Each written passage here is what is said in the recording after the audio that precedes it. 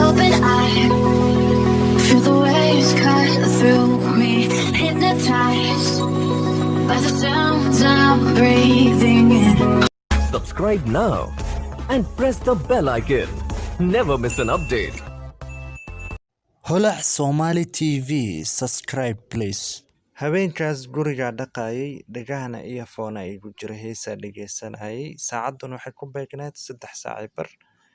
albaabka la igu soo tumay aniga uma maleynayn saaxiibkay inuu imaanaa waa shaqo jiray heestii gaabiyay waxa dareema albaabka inuu ii furay anigana xilligaas waa yaraa oo 16 sano jiray ugu dambeyn waxaan go'aansaday inaan duleelka yar ka fiiriyo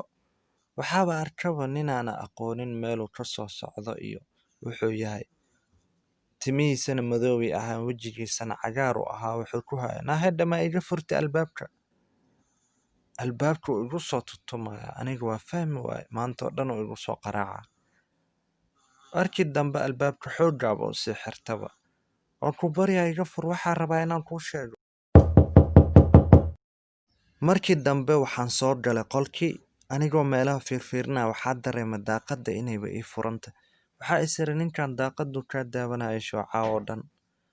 haddaba albaabka dariskayga la furo waryahe meesha maxaa ka haysaa waa ku salaamay inaad arseetahay runiyo meesha waxaa u imaaday gabadha walaashay inaa soo booqday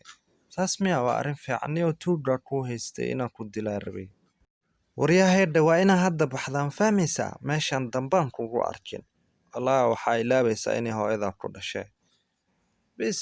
gabadhina waxay wacday booliiska waa ilaah mahadiis ninkaas ay badbaadiyay hadduu ninka ahaan lahayn saacadan waa dhiman lahaa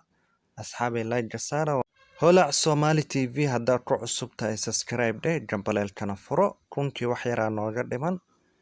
anna waxaa ballan ku qaadaa inaan muuqaalo cusub idin soo dhigo aad u mahadsantiin